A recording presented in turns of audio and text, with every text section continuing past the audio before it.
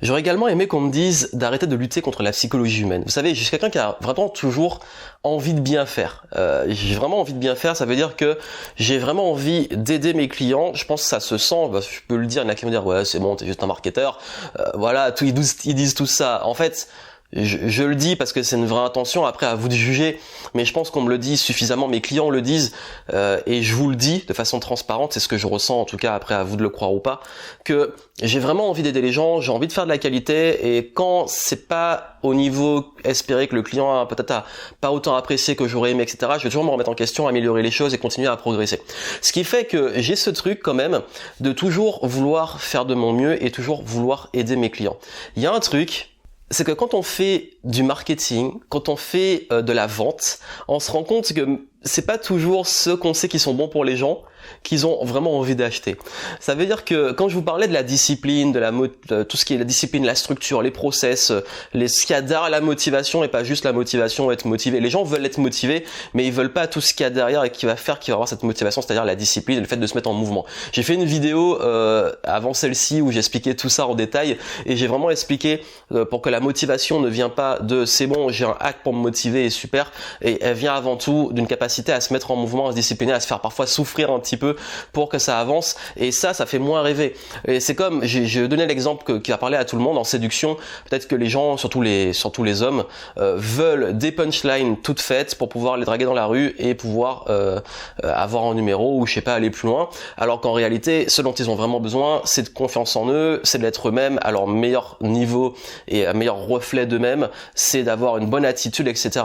Mais ils préfèrent, et ce qu'ils veulent, c'est d'avoir des petits hacks comme ça qui vont fonctionner à recopier. Dans le business, c'est pareil, il y en a beaucoup qui préfèrent avoir un business en kit, un business en ligne, fais comme ça, deviens coach, crée ton business en ligne, fais du MLM, fais du dropshipping, c'est comme ça, plutôt de se dire vraiment, je crée un business qui a du sens pour moi, je vais me creuser la tête, aller vraiment créer une offre qui me correspond, etc.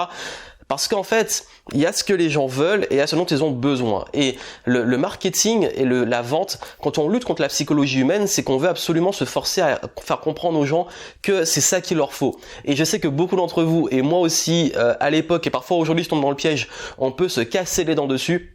C'est qu'on veut tellement lutter contre la psychologie humaine, contre ce que les gens veulent, ce qu'ils consomment, leur façon de faire, qu'on peut se faire du mal et se dire pourquoi mon produit marche pas, pourquoi mon offre marche pas, juste parce qu'on est trop entêté à vouloir les convaincre. Donc là, vraiment dessus, c'est vraiment une grosse leçon plus axée vente et marketing.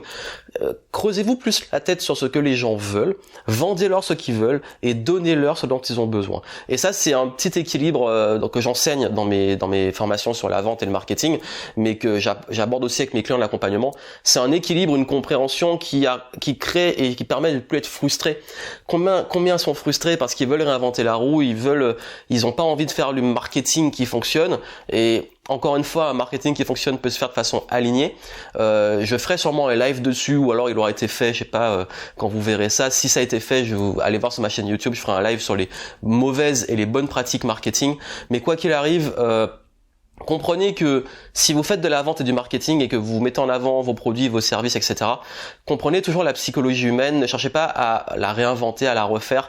Et plus vous comprenez les biais cognitifs, la psychologie du marketing, de la vente, etc., mieux vous arrivez à surfer dessus plutôt que d'aller contre les courants, sinon vous allez vous casser les dents, vous épuiser et devenir vraiment frustré.